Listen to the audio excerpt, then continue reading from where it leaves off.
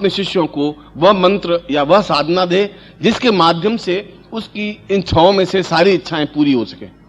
यह गुरु का कर्तव्य है। शिष्य का कर्तव्य है कि वह गुरु के पास पहुंचे। इसके बाद शिष्य के कर्तव्य खत्म हो जाता है।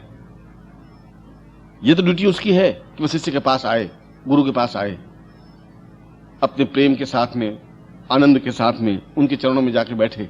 अगर तुम बुद्धि लेकर के और अपने आप अहमन्यता लेकर के, घमंड लेकर के और अहंकार लेकर के ही गुरु के चरणों में बैठोगे तो गुरु को तुमसे तो ज्यादा अहंकार होगा, तुमसे ज्यादा ज्ञान होगा, उसको तुमसे ज्यादा चिंतन होगा। बिल्कुल जो घड़ा भरा हुआ है फुल, उसमें वो और डालेगा भी क्या? कितना डालेगा?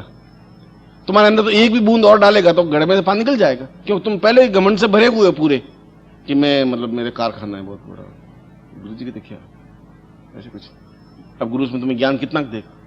या तुम्हारा पूरा जीवन का आधार ही अविश्वास पर है? देवताओं की सहायता कैसे मिल सकती है? क्या हो सकता है? जिनको आस्था ही नहीं है अपने जीवन के प्रति, वह जीवन में उन्नति नहीं कर सकता। जिसको आस्था नहीं है अपनी पत्नी के प्रति, उसका गृहस्थ जीवन सुखमय हो ही नहीं सकता।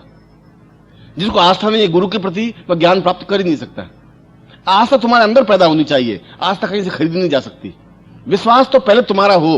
वह विश्वास अपने आप में मजबूत प्रक्रिया कर सकेगा वो, यदि आप में विश्वास हो। नकली विश्वास से काम नहीं चलेगा।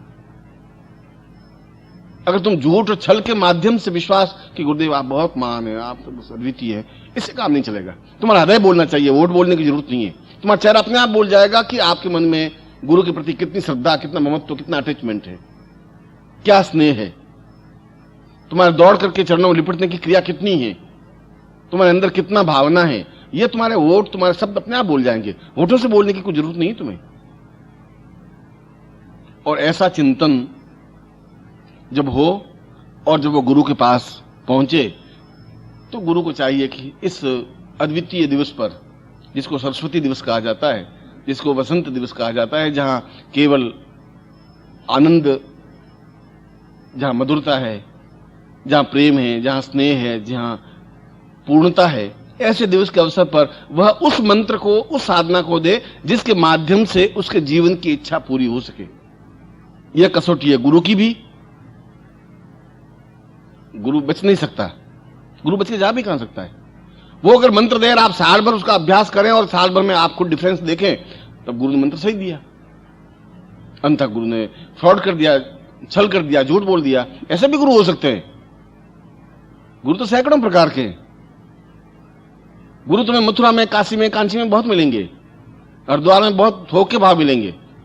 गुरु बहुत है, सदगुरु नहीं मिल सकता। गुरु तो अब आप भगवे कपड़े पहने नहीं, गुरु बन गए नहीं। उसमें कोई गुरु बनने में तो कोई जोर लगता ही नहीं। तुलसीदास जी ने कहा है कि मतलब मूंड मुंडाए भय सन्यासी, नारी मुई घर संपत्ति नासी, मूंड मुंडाए भय सन्यासी। उस जमाने में आज से 300 साल पहले पत्नी मर जाती थी या पैसा नहीं होता था, सन्यासी साधु बन जाते। सदगुरु होना चाहिए। सदगुरु का मतलब है वह शिष्य के दर्द को समझे, शिष्य के बीच में खड़ा रह सके, शिष्य की हर एक तकलीफ को एहसास कर सके, शिष्य को वह मंत्र दे सके जो उसके जीवन का अनुभव हो। यदि उसके जीवन का अनुभव का युक्त मंत्र नहीं है तो गुरु नहीं दे सकता। इसलिए आज का दिन इस दृष्टि से भी महत्वपूर्ण है कि गुरु उस कसौटी पर परख करके उसको मंत्र दे। इस मंत्र के माध्यम से तुम्हारे जीवन का कल्याण हो सकता है, जिसको प्रयोग कहा गया है, जिसको साधना कही गई है, जिसको चिंतन कहा गया है। और शिष्य का भी कर्तव्य है कि उस मंत्र को, उस साधना को परखे, देखे, श्रद्धा के साथ, विश्वास के साथ, पूर्णता के साथ, आनंद के साथ। इसलिए इस दिन को गुरु और शिष्य का संपूर्ण दिवस कहा गया है।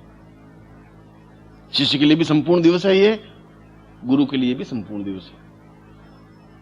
देवताओं की दृष्टि से, शास्त्रों की दृष्टि से यह दिवस और ये दिन आज से लगा करके अगले 2 या 3 महीने पूर्ण साधनात्मक दिवस है। और मैंने शब्द प्रयोग किया है पूर्ण साधनात्मक दिवस, इसलिए कि इन्हीं दिनों में भगवान शिव की आराधना के दिन आएंगे, शिव पूजन के दिन आएंगे। इसी दिनों में नवरात्रि के पर्व आएंगे, शक्ति की आराधना आएगी। शिव और शक्ति के दोनों पर्व साथ साथ आते हैं, शिवरात्रि का भी और नवरात्रि का भी।